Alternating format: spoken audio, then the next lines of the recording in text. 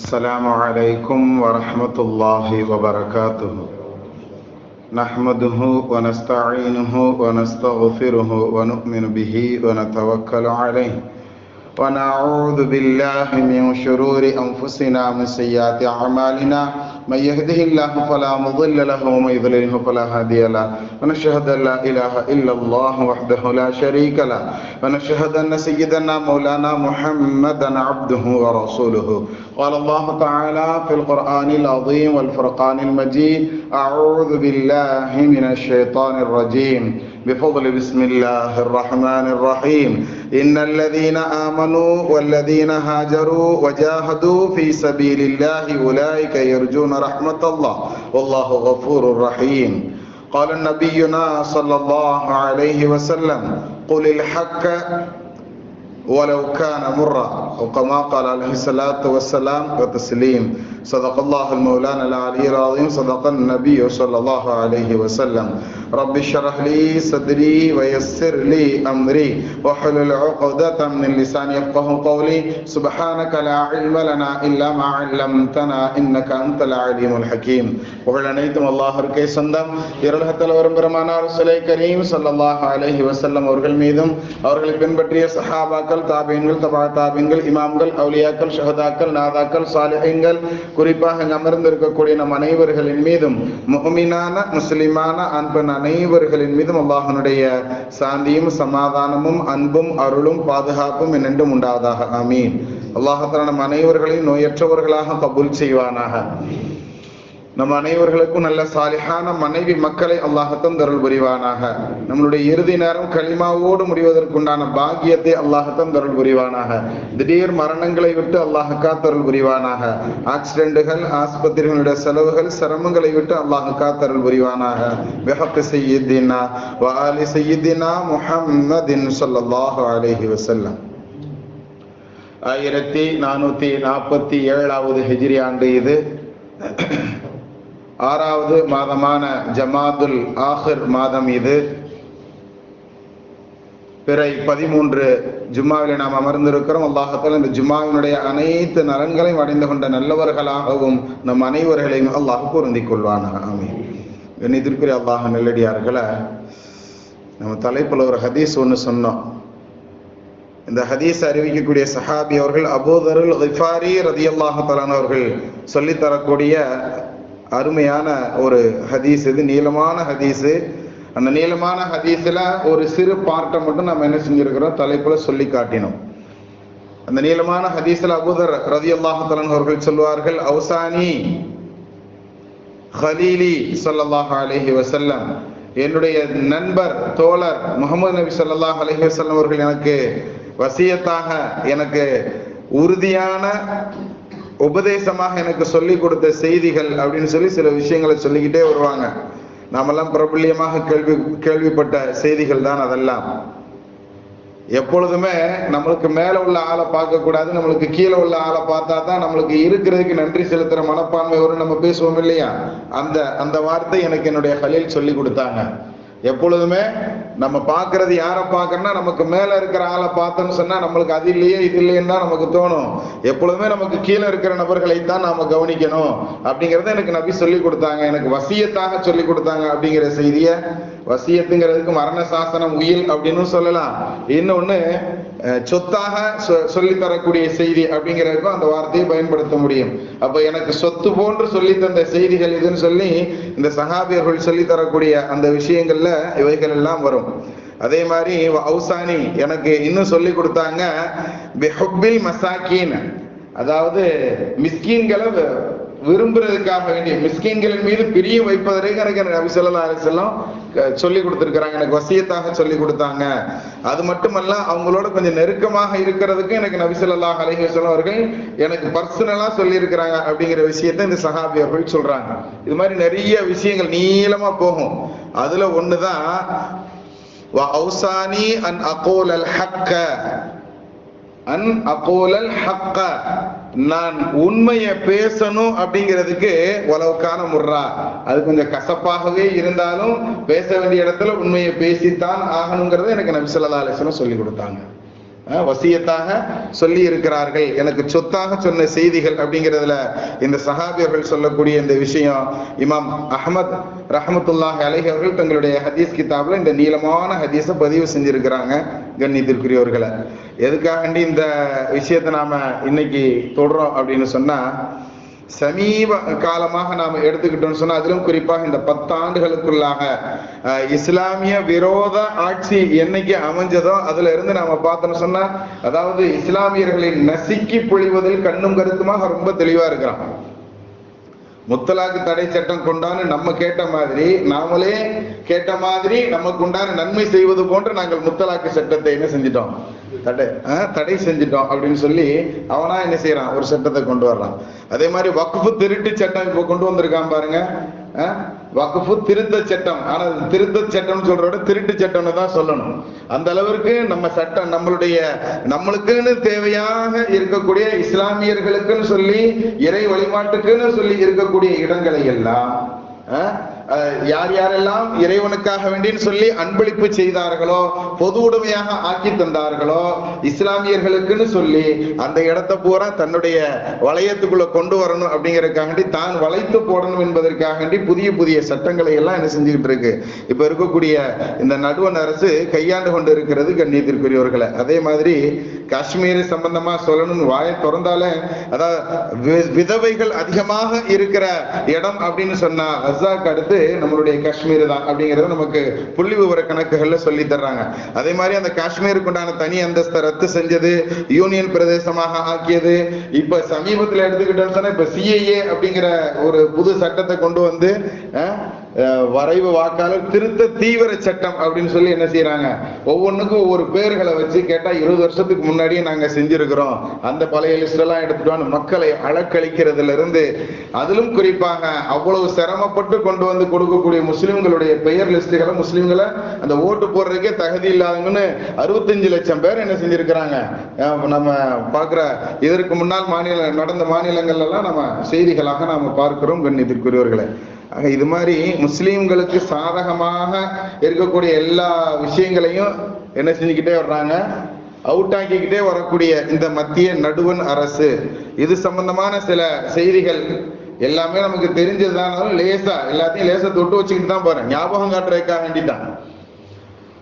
இப்ப சமீபத்துல டெல்லியில ஒரு கார்ல என்ன வெடிச்சது, ஒரு குண்டு வெடிச்சது அப்படின்னு சொல்லி மருத்துவர்கள் அப்படின்னு சொல்லி, அதிலும் குறிப்பாக இஸ்லாமிய மருத்துவர்கள், எந்த அளவுக்குன்னு சொன்னா இஸ்லாமியர்கள்ல படிச்சவங்க அப்படின்னு எடுத்தாலே ரொம்ப குறைவான ஆளு அப்படித்தானே, அந்த படிச்சவங்களையும் உயர் படிப்பாக இருக்கக்கூடிய மருத்துவம் போன்ற உயர் படிப்பு படிச்சவங்க கூட இந்த மாதிரி தான் இருக்கிறான்னு சொல்லி மக்களுக்கு மத்தியில ஒரு தவறான ஒரு புரிதலை கொண்டு வரணும் அப்படின்னு சொல்லி என்ன செய்யறான் இஸ்லாமியர்கள், அதிலும் குறிப்பாக அவங்க டாக்டராகவே இருந்தாலும் இப்படி எல்லாம் செய்வாங்கங்கிற மாதிரி என்ன செஞ்சாங்க, பரப்புனாங்க.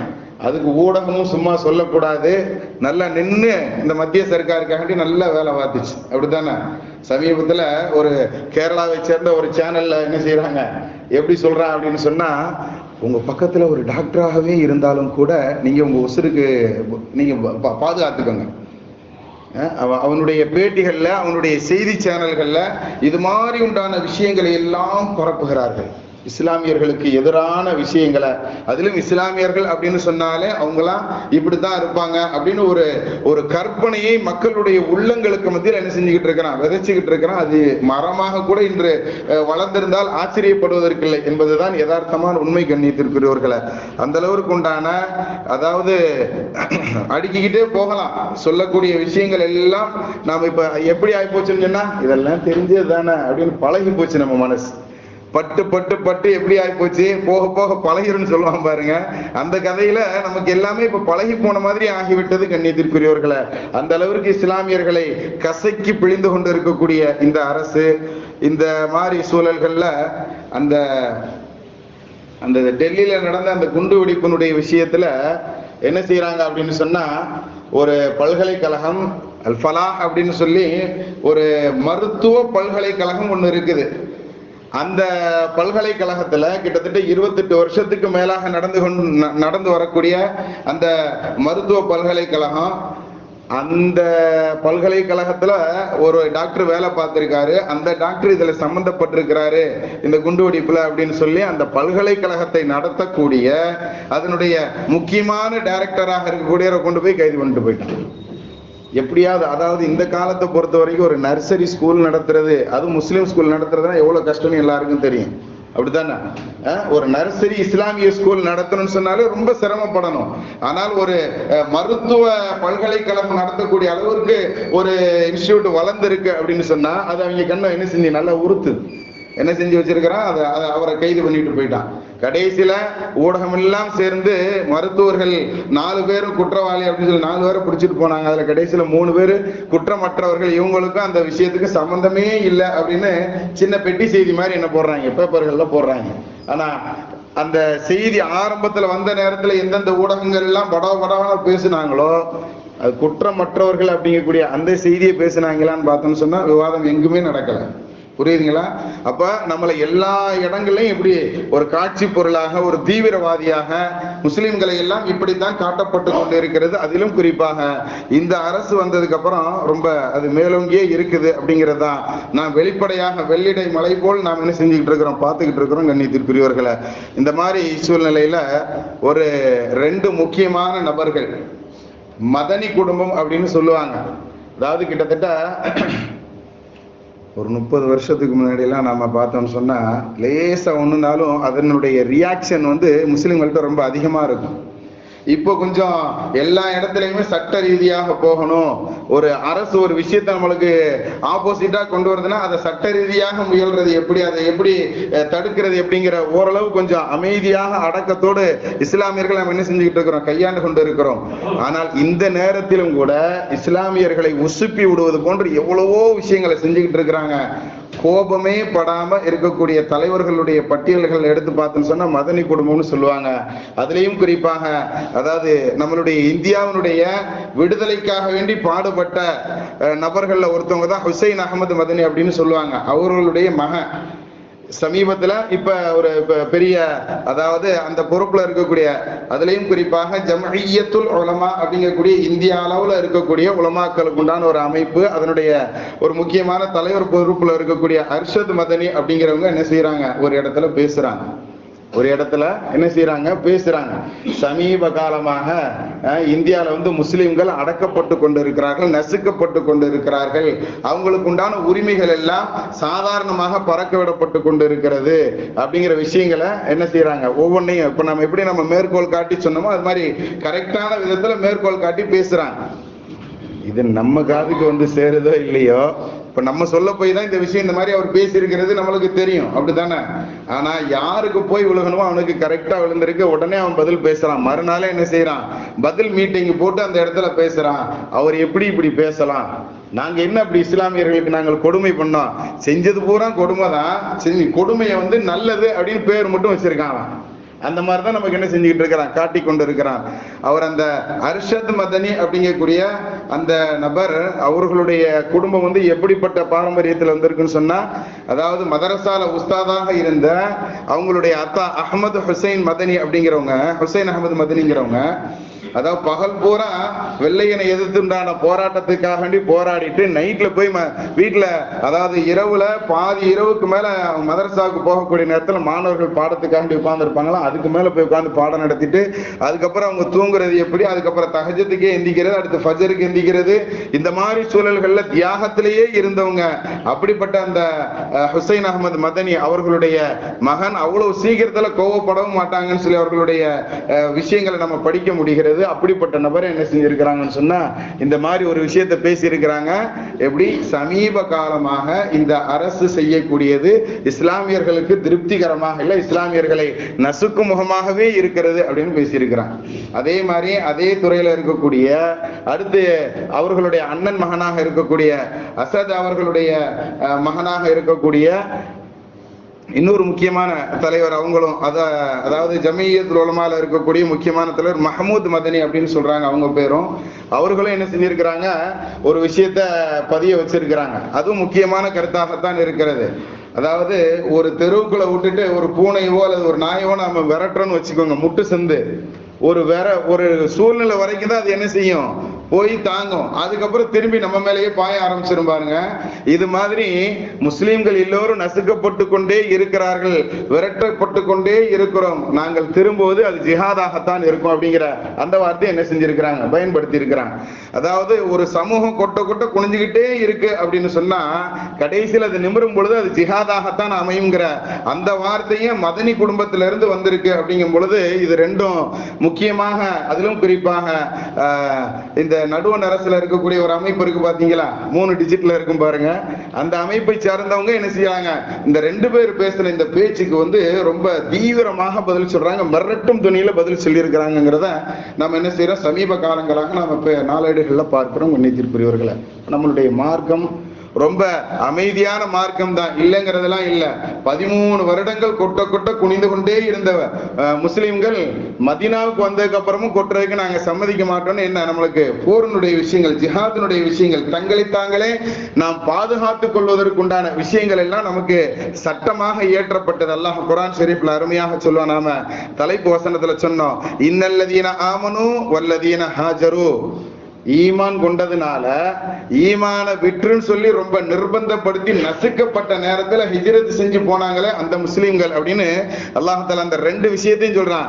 ஈமானும் கொண்டாங்க, கடைசியில இருக்க முடியாத காரணத்தினால ஹிஜ்ரத் செஞ்சு போனாங்க, ஆனா அங்கேயும் போய் இருக்க விடாம இருந்தான் பாரு. அதுக்கப்புறம் அவங்க வஜாஹது ஃபீ சபீலில்லாஹ், அதுக்கப்புறம் 3ஆவதாக அவர்கள் என்ன செஞ்சாங்க, ஜிஹாத், போர் அப்படிங்கக்கூடிய அந்த விஷயத்தை கையில எடுத்தாங்களே, இப்படிப்பட்டவர்கள் உலாயிக யர்ஜூன ரஹ்மத்தல்லாஹ், அல்லாஹ்வுடைய ரஹ்மத்தை அவர்கள் எதிர்பார்த்து இருக்கிறார்கள். அல்லாஹ் தன்னுடைய ரஹ்மத்தை கொடுப்பதற்கு போதுமானவன்.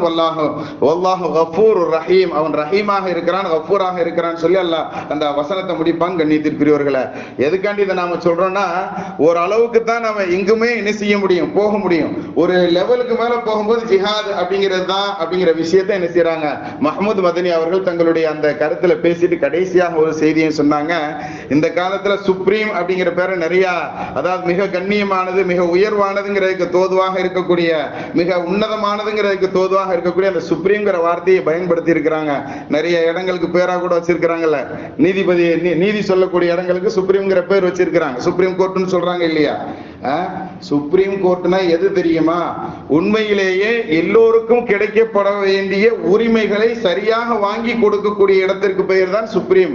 அந்த அந்த அரசியலமைப்பு சட்டத்தை சாதாரணமாக நினைக்கக்கூடிய, குழி தோண்டி புதைக்கக்கூடிய இடங்களுக்கெல்லாம் சுப்ரீம் பெயர் அளவுல வச்சுட்டு நாம இருக்கக்கூடாதுங்கிற அந்த கருத்தையும் என்ன செஞ்சிருக்கிறாங்கன்னு சொன்னா, அந்த மஹ்மூத் மதனி அவர்கள் தங்களுடைய அந்த பயான்ல, தங்களுடைய அந்த பேச்சுல என்ன செஞ்சிருக்கிறாங்க, பதிய வச்சிருக்கிறாங்க. அது நபி ஸல்லல்லாஹு அலைஹி வஸல்லம் அவர்கள் சொன்ன அந்த ஹதீஸ் தான் நமக்கு ஞாபகம் வந்துச்சு. இந்த விஷயங்களை எல்லாம் கேட்கும் பொழுது, ஒலில் ஹக்க வலவ் கான முர்ரா, ஹக் அப்படிங்கக்கூடிய உண்மையை பேசுறது அப்படிங்கிறது அது சில நேரங்கள்ல நம்மளுக்கு பாதகமாகவே இருந்தாலும், நமக்கு அகைன்ஸ்டாவே இருந்தாலும், அது கசப்பாகவே இருந்தாலும், அது மருந்தாகவே இருந்தாலும் என்ன செய்யணும், அதை சொல்லியே ஆகணும் அப்படிங்கிற விஷயத்தை நமக்கு நபி ஸல்லல்லாஹு அலைஹி வஸல்லம் கற்று தந்தது இந்த 2 மதனிகளினுடைய பேச்சுக்களை நமக்கு ஞாபகப்படுத்துகிறது. கண்ணியத்திற்குரியவர்களை, இந்த நடுவண் அரசு இது போன்று நமக்கு செய்து வரக்கூடிய பாதகமான காரியங்களை எல்லாம் செய்யறத பூரா செஞ்சுட்டு கடைசியில நாங்க நன்மைதான் செஞ்சுக்கிட்டு இருக்கிறோம் முஸ்லிம்களுக்குங்கிற பேர்ல எத்தனை வீடுகளை பாருங்க வடநாடுகள்ல. அதாவது எதிர்த்து பேசினால் அல்லது எதிர்த்து கேள்வி கேட்டால் எங்க ஊருக்குள்ள ஓட்டு கேட்டு வராதுன்னு சொன்னா, இதுக்கெல்லாம் அந்த ஊரினுடைய வீடுகளை பூரா கொண்டு புல்டோசர் கொண்டு போய் இடிச்சு வச்சிருக்கிறான். அது அந்த கலாச்சாரம் இங்க வர்றதுக்கு ரொம்ப நாள் ஆகாது. நாம் எந்த விதங்களில் எப்படி எதிர்ப்பு தெரிவிக்கணுமோ அந்த விதங்களை கத்துக்கிடாம நம்ம தெரிஞ்சு கொள்ளாம இருக்கிறோம். கண்ணியத்திற்குரியவர்களை, எல்லா இடங்கள்லயும் ஒரு, அதாவது சர்வதேச நீதிமன்றம் ஒண்ணு இருக்கு அப்படின்னு சொல்லி சமீபத்துல நாம ஒரு செய்தி, இப்பதான் நமக்கு 40 வயசுக்கு மேலதான் இந்த விஷயங்கள்லாம் இருக்கிறதே நமக்கு தெரிய வருது. ஆனா எத்தனையோ தெரிந்த நபர்கள் கூட தங்களுடைய பிள்ளைகளை அதற்கு தகுதியாக படிக்க வச்சிருக்கிறோமா சொல்லுங்க. சர்வதேச நீதிமன்றம் இருக்கா, அந்த நீதிமன்றத்துல போய் ஒரு விஷயங்களை நாம சரியான முறையில் அதுல வழக்கு தொடர்வதற்கு உண்டான அது போன்ற செய்திகள், அது போன்ற ஞானங்கள், அது போன்ற கல்வி நம்மள எத்தனை பேர் நம்ம பிள்ளைகளுக்கு கொடுத்திருக்கோம், கொஞ்சம் யோசிச்சு பாருங்க. சமீபத்துல போன வாரத்துல, அதாவது இந்த 2-3 நாட்களாக நடந்த விஷயம், மதுரையில திருப்பரங்குன்றத்தில் நடக்கிறது நமக்கு என்ன தெரியாதா என்ன?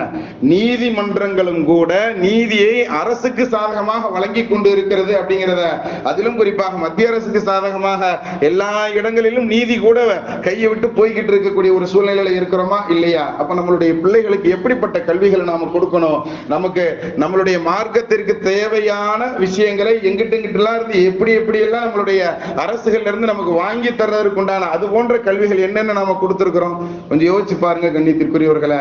கடைசியில எந்த அளவுக்கு வந்துருச்சுன்னு சொன்னா சுதந்திர போராட்டத்தை போன்று ஆரம்பத்துல எப்படி 70 வருஷத்துக்கு முன்னாடி போராடணுமோ அது மாதிரி திரும்பவும் நம்ம போராட வேண்டிய அது போன்ற ஜிஹாதுக்கு நாம் தள்ளப்பட்டு இருக்கிறோம் சொல்லி முக்கிய தலைவர்கள் எல்லாம் பேசி அந்த தலைவர்களுக்கு எதிர்ப்பு வரும் அளவிற்கு உண்டான சூழல்களில் நம்மளுடைய அமைப்புகள் எல்லாம் அமைந்து விட்டது கண்ணியத்திற்குரியவர்களை. அல்லாஹ் தஆலா உண்மையை விளங்கி அமல் செய்யக்கூடிய பாக்கியவான்களை நம்மை கபூல் செய்வானாக. வஹக்க சய்யிதினா வ ஆலி சய்யிதினா முஹம்மதின் ஸல்லல்லாஹு அலைஹி வஸல்லம்.